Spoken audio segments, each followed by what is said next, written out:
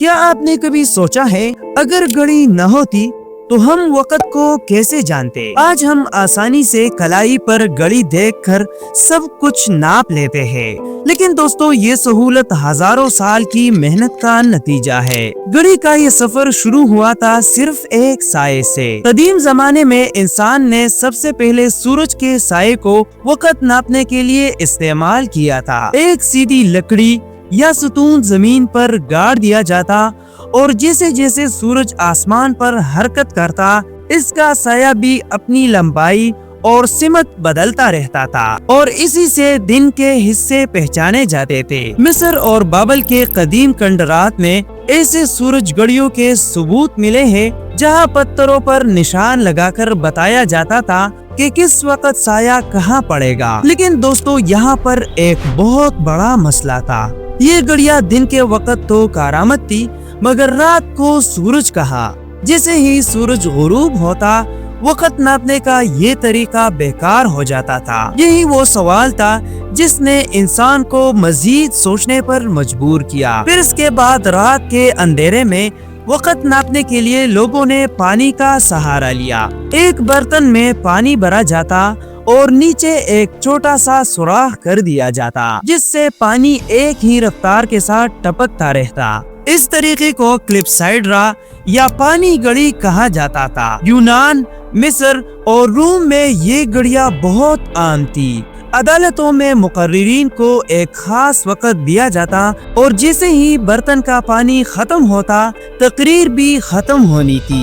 اس سے یہ اندازہ لگایا جا سکتا ہے کہ گھڑی اس زمانے میں بھی کتنی اہم تھی۔ لیکن پانی گھڑی کا مسئلہ یہ تھا کہ موسم بدلنے کے ساتھ ساتھ پانی کا بہاؤ بھی بدل جاتا۔ سردی میں بہاؤ سست ہو جاتا اور گرمی میں تیز، اس لیے یہ گھڑی مکمل طور پر قابل اعتماد نہیں تھی۔ اس کمی کو دور کرنے کے لیے ریت گھڑی سامنے آئی۔ اس میں دو شیشے کے گلوب ہوتے جنہیں بیچ سے ایک باریک سوراخ جوڑتا تھا۔ اوپر سے نیچے گرنے والی ریت ہمیشہ ایک ہی رفتار سے بہتی رہتی، اس لیے یہ گھڑی وقت ناپنے کے لیے زیادہ قابل اعتماد ثابت ہوئی۔ ریت گھڑیاں خاص طور پر سمندری سفر میں استعمال ہوتی تھی۔ جہاز رانی میں وقت ناپنا نہایت ضروری ہوتا ہے تاکہ راستے اور فاصلوں کا حساب رکھا جا سکے۔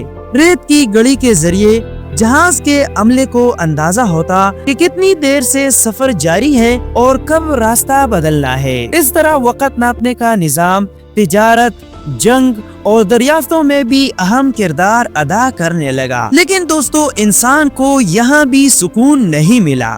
پانی اور ریت گھڑیاں آسان تھی مگر زیادہ درستگی نہیں دیتی تھی۔ وقت کے ساتھ ساتھ شہروں کی زندگی پیچیدہ ہوتی گئی اور لوگ زیادہ منظم نظام چاہتے تھے۔ یہی ضرورت انسان کو میکینیکل گھڑی کی ایجاد تک لے گئی۔ 13ویں صدی کی آخر میں یورپ میں پہلی بڑی میکینیکل گھڑیاں سامنے آئی۔ یہ گھڑیاں بڑے بڑے ٹاورز پر لگائی جاتی اور ان میں گیئرز اور ایکسپمنٹ نامی ایک خاص میکانزم ہوتا۔ یہ پرزہ گھڑی کو ایک مستقل رفتار دیتا تھا، یعنی وقت کی سوئیاں برابر چلتی رہتی تھی۔ جب ان گھڑیوں کی گھنٹیاں بجتی تو پورا شہر وقت سے باخبر ہو جاتا۔ یہ گھڑیاں نہ صرف وقت ناپنے کا آلہ تھی بلکہ معاشرتی اور مذہبی زندگی کی علامت بھی بن چکی تھی۔ ناظرین، وقت گزرتا گیا اور گھڑیاں چھوٹی سے چھوٹی ہوتی گئی۔ بڑی ٹاور گھڑیوں سے یہ جیب میں آنے والی گھڑی بنی اور پھر سامنے آئی کلائی پر پہننے والی گھڑی۔ 20ویں صدی میں کوارٹز گھڑی سامنے آئی جس نے بے مثال درستگی دکھائی۔ اس کے بعد ڈیجیٹل گھڑیاں آئی جنہوں نے وقت کے ساتھ ساتھ الارم اور کیلنڈر بھی فراہم کیا، اور آج تو ہماری کلائی پر اسمارٹ واچ ہوتی ہے جو وقت کے ساتھ ساتھ ہماری دھڑکن، نیند اور قدم بھی گن رہی ہے۔ لیکن سوچنے والی بات یہ ہے کہ گھڑی کا یہ پورا سفر صرف ایک ہی سوال سے شروع ہوا تھا کہ وقت کو کیسے ناپا جائے۔ ایک سادہ سایہ، ایک قطرہ پانی، ایک دانہ ریت، گیئرز کی ٹک ٹک اور آخر میں ایک اسکرین پر چمکتی ہوئی اسمارٹ واچ، یہ سب انسانی ذہانت اور جستجو کی کہانی ہے۔ دوستو ہمیشہ کی طرح اگر آپ کو آج کی ویڈیو بھی انفارمیشنل لگی ہو تو مزید اس طرح کے زبردست ویڈیوز دیکھنے کے لیے ظرفان ٹی وی کو ضرور سبسکرائب کریں۔